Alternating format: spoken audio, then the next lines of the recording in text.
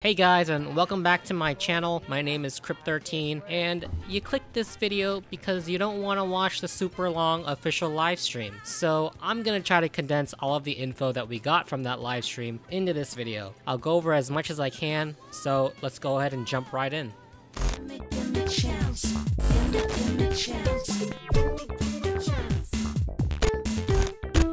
The Chalk Prince and the Dragon is going to be the main event, and you can see the rewards that we're going to get from this event down here on the bottom. Including that is going to be the Sword and Crown of Sagehood. Next is the Lost Riches. Again, we can look at the rewards here on the bottom. This is going to be a pattern as we go through the rest of these events that's coming in 1.2. Next is the Hypostatic Symphony, which is basically kind of like a boss rush. We'll go into more detail in a little bit. Next is Marvelous Merchandise. We already had this earlier this year, but there's going to be a slight twist on this. And again, more information in a little bit. The Frostbearing Tree, this is going to be another mechanic within the 1.2 update, and again, we'll go into more detail as the video goes on. In the mountains, this is going to be the goal, and it's kind of a puzzle, but it wasn't 100% clear exactly what it was. More info in a little bit. The Spear, we basically are collecting teeth to forge this weapon. Albedo. Albedo's story quest comes first with the 1.2 update, which is scheduled for December 23rd, and you can bet that their banners are going to come with this. They went through Albedo's skill set really quickly, so I'll go over them really quick. Albedo's E is a flower that deals AoE damage and triggers more damage when normal attacks hit enemies within the range of the flower. Albedo's Q is big AoE geo damage and synergizes with his E and does more damage if his E is on the field. He's also a sword wielding character. Ganyu's quest comes out in mid-January 2021, and Ganyu's charge attack is a little bit different from our typical archers because she has different levels of charge and it can deal AoE damage. Ganyu's E is very similar to Amber's E in that it taunts enemies and then explodes and deals cryo AoE damage. Ganyu's Q is also similar to Amber's, except that it lasts much longer and it will deal more damage. Oh yeah, and Ganyu is gonna have top tier animations. So again, this is the release date for both of the characters. Albedo's coming first, and then Ganyu comes after. By the way, links to the official videos and trailer will be in the description below. Alright, next up is the Dragonspine area. So these are probably the named locations for Dragonspine, and the ones I really want you to remember here is the Frostbearing Tree and the Entombed City. Next is the new monsters. We're gonna get a Cryo Sitchin Mage and a Frost Arm Lawaturl. This is basically a variant to the big Geo ones that we saw in Liwa. And we're also going to get some Cryo Samaturls and a new Ruin type monster. I think they called it a Ruin Grader in the stream. There's going to be a new mechanic coming with this update, and it's called Subzero Climate. Basically what this does is if you let this blue bar above your health bar hit max, you're going to start to lose HP. And doing certain actions in the environment will increase the rate at which it accumulates, so things like swimming, just don't do that. Some gadgets are also going to be unusable in this climate, so hopefully that isn't the Mondstadt treasure finder, because I want help finding the treasures here. So let's hope that's not the case here. And this is a mechanic that kind of seems interesting, but it usually hinders gameplay, kind of like the cold in the Monster Hunter World Iceborne expansion, but that's just my opinion. And so to help combat the Subzero Climate, you can find bonfires, special Sealy, and there are special sources of heat that will lower the Subzero Climate. Okay, so the exploration in Dragonspine, they kind of broke it up into these 4 pieces. So before, right, I talked about the In the Mountains thing, the Frostbearing Tree, the Festering Fang, and the Entombed City. So these are, I guess, 4 of the main exploration things that we can do in 1.2. Okay, so this first exploration activity is in the mountains, and we're apparently supposed to mount hidden ice particles in the mountain that will open up the path towards Dragonspine's summit. They said that there are 3 of these shards and that it's kind of like a puzzle. You can't just break it with a claymore or melt it with fire.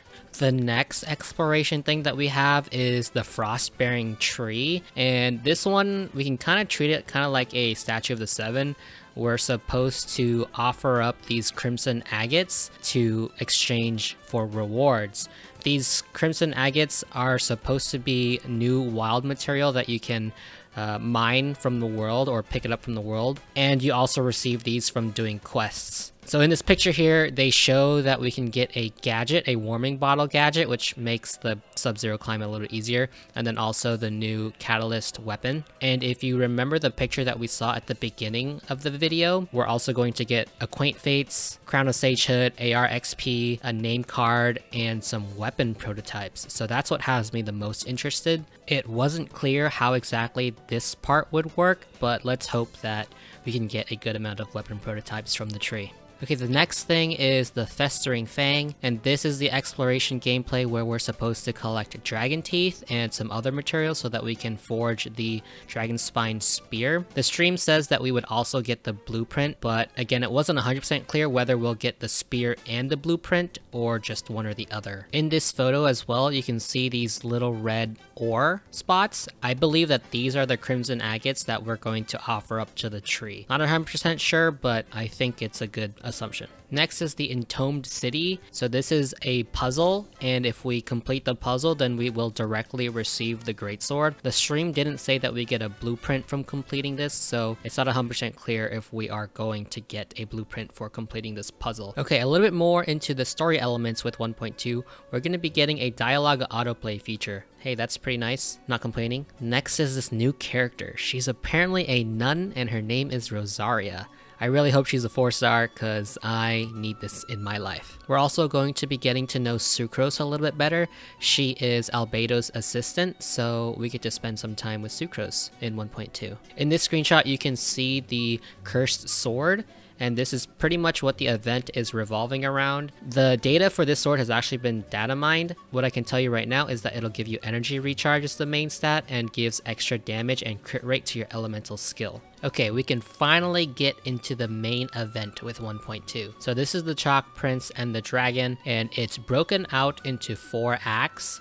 And it's going to be really similar to the Unreconciled Stars event because we're going to be getting essence that we can exchange for rewards in a shop. So the event is going to unlock right after you finish Albedo's story quest, which is going to drop right when 1.2 comes. Another thing to note is that the shop is going to contain the refinement material that you'll need to upgrade the sword, but you'll also get the refinement material just from completing the challenges. This is a summarized version of all of the weapons that we're going to be getting, and so you can see here that it says that the blueprints for the other 3 weapons can be obtained by just exploring the Dragon Spine region. In the stream, Paimon says that you can get these weapons directly and indirectly. So by directly, I'm assuming she means that you don't have to craft them, and then indirectly, she means that you'll have to use the blueprint to craft them. Next up is the artifact sets. There is a Cryo and a Hydro set. The 2-piece set will buff their respective elements. The 4-piece Cryo set is going to give a whole lot of crit rate. The 4-piece Hydro set is going to give you a damage boost when you use your elemental skill. And honestly, this Cryo set is kind of making me want to start investing in Kaya. Anyway, the last thing to know is that according to the stream, there is just going to be one domain that will contain both of these artifact sets. Challenges and minigames. We kind of went over this in the beginning, but now we can go into a little bit more detail. So the Hypostatic Symphony is kind of like a boss rush, like I said before. There's going to be varying difficulties that you can choose from, and these hypostases are actually going to have different attack patterns from the regular ones. And of course, you'll be getting rewards if you can complete the challenge, and better rewards if you complete it at a higher difficulty. The Lost Riches event is kind of like a hide and seek. You pretty much just go treasure hunting, and when you find all the treasures, you can claim the rewards for things in the shop. The Marvelous Merchandise this time around is going to be a little bit different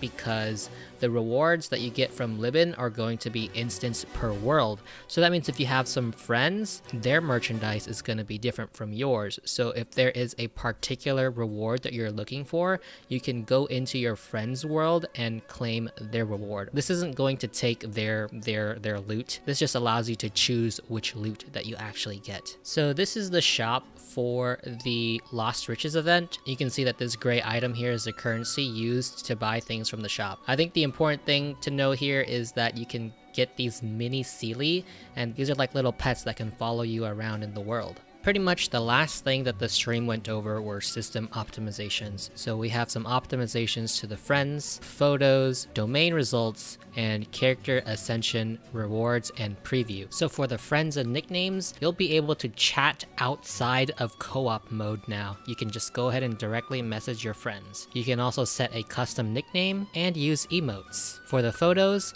there is going to be a new camera gadget that you can equip so that you can use it with the press of a button. They are also going to be adding new expressions to the default camera mode. The new domain optimization is that all of the rewards are now going to go directly into your inventory, and there's going to be a screen that shows a list of all of the items that you obtained, and you'll also be able to directly re-challenge the domain from this screen, so you don't have to go out and come back in. Character Ascension Preview and free rewards. So there is now a new button that allows you to preview the Ascension materials for each phase, and you'll be able to get free Acquaint Feints whenever you level up a character to 20, 50, and level 70. This is also going to be retroactive, so you can go ahead and claim it for all of the characters that you already leveled up. Alright, that's it. Let's go and enjoy 1.2.